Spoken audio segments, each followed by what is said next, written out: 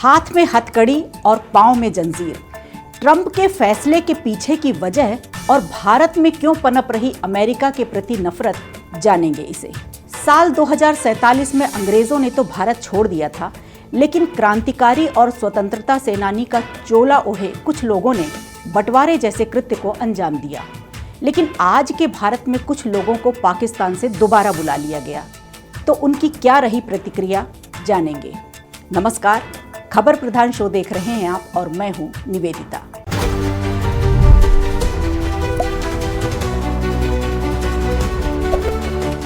हथकड़ियों में भारतीयों को देखकर हर किसी के दिल में ये सवाल उठना लाजमी है कि अमेरिका ने भारतीयों के साथ ऐसा क्यों किया, जबकि सभी ये समझ रहे हैं कि मोदी जी और ट्रंप तो अच्छे मित्र हैं, यानी भाई भाई हैं। विदेश मंत्री जयशंकर जी ने भी एक बार कहा था कि वो ट्रंप को एक राष्ट्रवादी राष्ट्रपति के तौर पर देखते हैं, लेकिन हाथ में हथकड़ी पांव में जंजीर जैसे किसी अपराधी की तरह ये जो तस्वीर सामने आई है, ये महज 24 सेकंड की है। लेकिन इस 24 सेकंड की तस्वीर ने बीते 24 घंटे में देश की 140 करोड़ आबादी को ये सोचने पर मजबूर कर दिया कि आज के भारत के साथ क्या ऐसा बर्ताव सही है। सोशल मीडिया पर भी ये चर्चा तेज है। हर किसी के मन में ये सवाल है कि गलत कौन है। दरअसल गलत वो हैं जो इस तरह के देश से वापस आए हैं, या गलत वो हैं जो इस तरह से वापस भेज दिए गए हैं, या गलत वो हैं जो गलत तरीके से अमेरिका गए। सवाल ये भी है कि इनके हाथों में हथकड़ी और पाँव में बेड़ियां डालकर किसी अपराधी की तरह वापस क्यों भेजा गया। अमेरिका से भारत के अमृतसर एयरपोर्ट पर उतार दिया गया। दरअसल ये सभी वे लोग हैं जिन पर अमेरिका ने अवैध रूप से घुसने का आरोप लगाया है। इन सभी को अमेरिका ने वतन वापसी कराई। लेकिन अब मोदी सरकार में कुछ भी होता है तो विपक्ष ऐसे लपकता है जैसे दुनिया इधर से उधर हो गई है। कांग्रेस सांसद राजीव शुक्ला का कहना है कि विदेश मंत्री जयशंकर जी ने जवाब तो दिया है, लेकिन उन्होंने जवाब कुछ ऐसा दिया है कि कुछ बातें स्पष्ट नहीं हैं। इसके अलावा सुरजेवाला ने भी सवाल किए हैं सरकार से, और कितने ऐसे लोग हैं जो सरकार से सवाल कर रहे हैं और जवाब जानना चाहते हैं।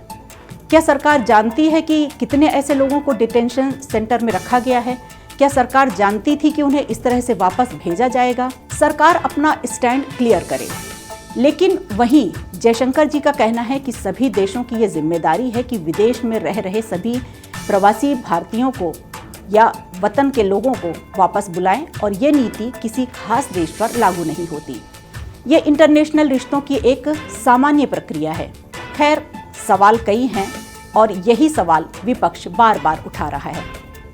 प्रियंका गांधी का कहना है कि मोदी जी और ट्रंप अच्छे दोस्त हैं, फिर भी मोदी जी ने ऐसा क्यों होने दिया? क्या हम अपना जहाज नहीं भेज सकते थे उन्हें लेने के लिए? इस तरह का बर्ताव क्यों किया गया? और अभी ऐसे कितने लोग हैं और जो इस तरह से वापस आएंगे? अपने सपनों को पूरा करने के लिए ये लोग भारत से अमेरिका गए, उनके सपने चूर चूर हो गए। अपनी संपत्ति, अपना घर बार, करोड़ों का कर्ज लेकर उन्होंने एजेंट को पैसे दिए। उनका कहना है कि एजेंट ने उन्हें एक नंबर से जाने के लिए बोला था, लेकिन झूठ बोलकर उन्हें अवैध तरीके से अमेरिका में एंटर कराया। ये वो लोग हैं जो छिपकर अमेरिका में रह रहे थे और एजेंट ने डंकी लगाकर इन्हें अमेरिका पहुंचाया था, या गलत तरीके से अमेरिका पहुंचाया था, और मोटी रकम इन्होंने एजेंट को दी थी। अमेरिका में इस तरह से भेजना क्या सही है? सोशल मीडिया से लेकर संसद तक सवाल पूछे जा रहे हैं और दलील भी दी जा रही है। सवाल सरकार से पूछे जा रहे हैं। राहुल गांधी, अखिलेश यादव और पूरा विपक्ष विरोध प्रदर्शन कर रहा है। हाथ में हथकड़ी लेकर मोदी सरकार जवाब दो के नारे लगा रहा है। विपक्ष का कहना है कि हथकड़ियों में हिंदुस्तान नहीं सहेंगे ये अपमान। विपक्ष ये सवाल कर रहा है, और ऐसे कितने प्लेन आएंगे? भारत में इन सभी पर 40 घंटे का सफर तय कराया गया। उसके बाद अमृतसर एयरपोर्ट पर उतार दिया गया। इन सभी पर अमेरिका में अवैध रूप से घुसने का आरोप है। इन सभी की अमेरिका में वतन वापसी कराई। लेकिन मेरा सवाल सीधा है कि क्या ये भारत और भारतीयों का अपमान नहीं है? क्या अवैध तरीके से ये लोग रह रहे थे तो इन्हें जानवरों की तरह क्यों लाया गया? हवाई जहाज में इन लोगों को हथकड़ी और जंजीर क्यों लगाई गई? क्या ये लोग बादलों के रास्ते फरार हो जाते? क्या इन तस्वीरों से इंटरनेशनल लेवल पर भारत की बेइज्जती नहीं होगी?